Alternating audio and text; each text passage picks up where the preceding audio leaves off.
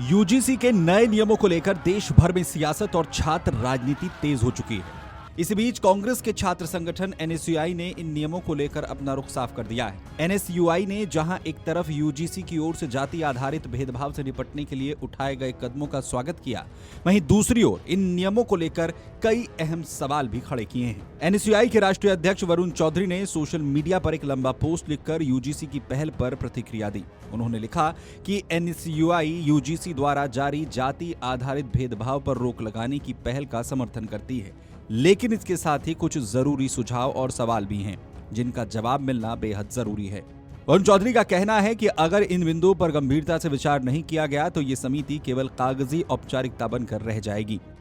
वरुण चौधरी ने सबसे पहले बड़ा सवाल समिति की संरचना को लेकर उठाया है। उन्होंने कहा कि इस प्रस्तावित समिति में एससी, एसटी और ओबीसी समुदाय से आने वाले छात्रों का अनिवार्य प्रतिनिधित्व होना चाहिए।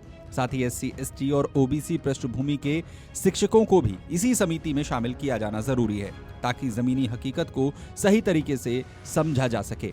उनका कहना है कि बिना प्रतिनिधित्व के कोई भी समिति भेदभाव जैसी गंभीर समस्या का समाधान नहीं कर सकती। एनएसयूआई अध्यक्ष ने समिति की स्वतंत्रता और निष्पक्षता पर भी सवाल उठाए। उन्होंने कहा कि समिति को प्रभावी और विश्वसनीय बनाने के लिए इसमें सेवारत या सेवानिवृत्त न्यायाधीशों को शामिल किया जाना जरूरी है। इससे समिति की पारदर्शिता बढ़ेगी और छात्रों को न्याय मिलने की उम्मीद भी मजबूत होगी। वरुण चौधरी ने सोशल मीडिया पोस्ट को एनएसयूआई के आधिकारिक एक्स अकाउंट से भी साझा किया है। पोस्ट में जहां नए नियमों के समर्थन की बात कही गई है, वहीं ये सवाल भी उठाया गया है कि आखिर इस समिति का चेयरपर्सन कौन होगा। इस मुद्दे पर अब तक यूजीसी की ओर से कोई जवाब नहीं आया है। एनएसयूआई ने चेतावनी दी है कि अगर समिति को विश्वविद्यालय प्रशासन के नियंत्रण में रखा गया तो ये समानता और न्याय के मूल उद्देश्य को ही कमजोर कर देगा। एनएसयूआई ने पहले गठित की गई समितियों का जिक्र करते हुए भी चिंता जताई है। संगठन का कहना है कि इससे पहले भी कई समितियां बनी, खासकर लैंगिक भेदभाव से जुड़े मामलों में, लेकिन वे शिकायतों के प्रभावी निपटारे और न्याय दिलाने में असफल रहीं। संगठन ने यह भी कहा कि एनएफएस और आरक्षण नीतियों की कमजोरियों के चलते दलित, आदिवासी और पिछड़े वर्ग के शिक्षण पदों में बड़ी संख्या में रिक्तियां आज भी मौजूद हैं। एनएसयूआई ने आईआईटीज, आईआईएम्स और केंद्रीय विश्वविद्यालयों में छात्रों की आत्महत्या की घटनाओं और उच्च ड्रॉप आउट दर का हवाला देते हुए भी कहा, यह साफ दिखाता है कि उच्च शिक्षा व्यवस्था में गहरे बदलाव की जरूरत है।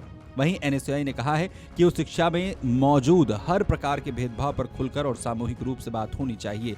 संगठन ने मांग की है कि यूजीसी हर विश्वविद्यालय और कॉलेज में एक मजबूत, स्वतंत्र और सशक्त समिति का गठन सुनिश्चित करे, जो शिकायतों पर कार्रवाई कर सके, जवाबदेही तय करे और छात्रों को न्याय मिले। एनएसयूआई ने दोहराया है कि वो जाति, लिंग या किसी पहचान के आधार पर होने वाले भेदभाव के खिलाफ मजबूती से खड़ी रहेगी। जाहिर है, यूजीसी की तरफ से जब से नए नियमों को लाया गया है, तब से इन नियमों पर सवाल खड़ा करते हुए कुछ छात्र संगठनों की तरफ से लगातार इस पर सवाल उठाए जा रहे हैं और इसे लेकर विरोध जारी है। Video desk, Amar Ujala.